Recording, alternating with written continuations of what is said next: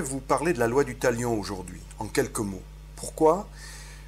Parce qu'on entend souvent parler ou citer la loi du talion dans les médias, dans les journaux télévisés, et un peu à tout propos, surtout dans un contexte, dans le contexte actuel d'une société fracturée, violente, agressive, où on voit des bandes se faire vengeance, aller envahir des quartiers et chercher à punir un tel ou un tel.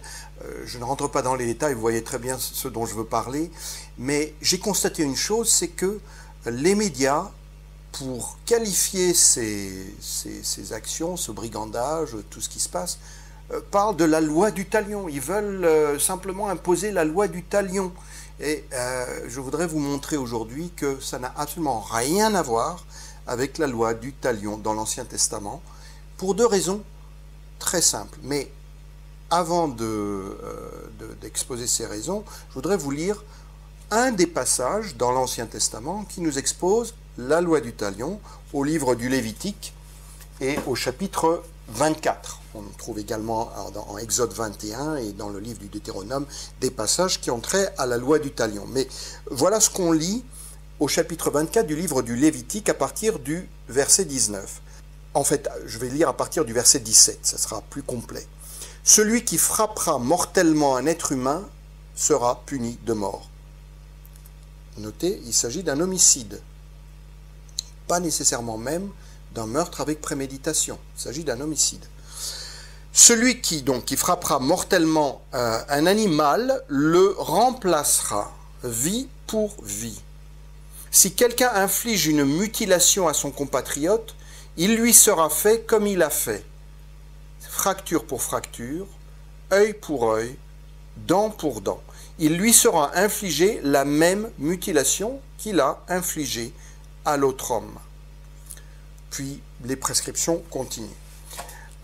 Il faut noter d'abord que la loi du talion dans la loi mosaïque se réfère à un passage dans le Pentateuque qui est le chapitre 9 de la Genèse, puisque après le déluge, au chapitre 9 de la Genèse, Dieu établit son alliance avec Noé, et c'est une alliance qui a des implications politiques et sociales, puisqu'il parle également de la vie humaine et de sa valeur. La Genèse nous rappelle, après la chute, au chapitre 9, donc même après le déluge, que l'homme a été créé à l'image de Dieu. Et voilà donc ce qu'on lit à partir du verset 6. « Celui qui verse le sang de l'homme, par l'homme, son sang sera versé. » Et l'explication qui est donnée, ou la cause de cette sanction, « car Dieu a fait l'homme à son image ». Pourquoi est-ce que j'ai dit, pour commencer, que lorsqu'on entend les médias parler de la loi du talion, ils le font, ou des hommes politiques, des femmes politiques, ils le font souvent, le plus souvent, totalement à tort et à travers, ce qui d'ailleurs contribue, que ce soit conscient ou inconscient, parfois il y a aussi une dose de conscience là derrière, c'est-à-dire qu'il y a une manière de vouloir déformer ou de se moquer du contenu d'un texte pourtant qui est censée être connue ou être une référence, même si elle est culturelle, même si elle n'est pas crue, il faudrait la traiter avec un minimum de respect intellectuel, d'intégrité, comme on devrait traiter n'importe quel texte avec intégrité en le citant tel qu'il se donne à lire et non pas tel qu'on veut le tronquer ou le déformer. Il y a donc deux raisons pour lesquelles parler de la loi du talion comme on le fait en général dans les médias est une aberration. La première, c'est que on voit bien que le mot de talion est appliqué dans les phénomènes, les faits de société dont nous sommes les spectateurs et malheureusement souvent les victimes. Ces faits-là représentent justement autre chose. Ils ne représentent pas œil pour œil ou dent pour dent, mais œil pour un bleu ou une vie pour un œil, c'est-à-dire qu'il y a des réactions totalement disproportionnées d'abord, totalement disproportionnées, par exemple, aller envahir un quartier avec des kalachnikovs, des armes de poing, pour un tabassage, tirer en l'air et menacer de mort, c'est exactement l'inverse, littéralement. Littéralement, c'est l'inverse de ce que prescrit la loi du talion, n'est-ce pas? La deuxième, il est tout à fait faux d'appliquer ce terme à une situation pareille. La deuxième raison, c'est qu'en aucun cas, et c'est justement le contraire, la loi du talion ne doit être appliquée par les victimes elles-mêmes. C'est-à-dire que la justice qui doit être faite, qui doit être rendue, d'abord elle doit être faite sur une base de rétribution juste et égale, un œil pour un œil et non une vie pour un œil, par exemple, ou bien un œil pour une vie, dans le sens contraire, mais elle doit être appliquée par des juges et par des magistrats, par des personnes qui représentent l'autorité civile. C'est tout le sens des prescriptions,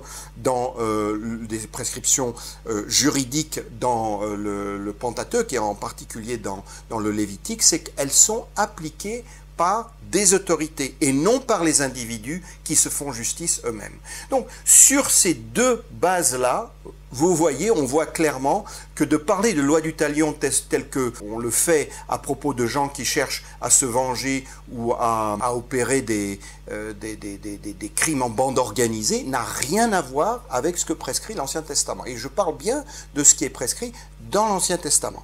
Ce que je veux dire en conclusion, c'est que dans le Nouveau Testament, et à part les paroles de Jésus dans l'évangile de Matthieu notamment, et dans le Sermon sur la montagne, la même idée de ne pas se faire justice soi-même, mais de laisser les autorités instituées pour se faire exercer cette justice, nous est donnée dans l'Épître aux Romains, la lettre de Paul écrite aux chrétiens de Rome.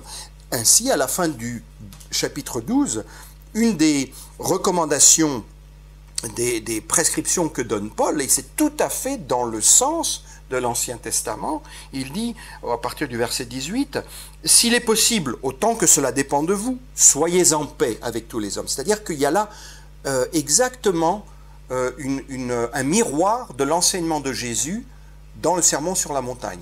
Faites la paix avec les autres sur le plan personnel, autant que cela dépend de vous.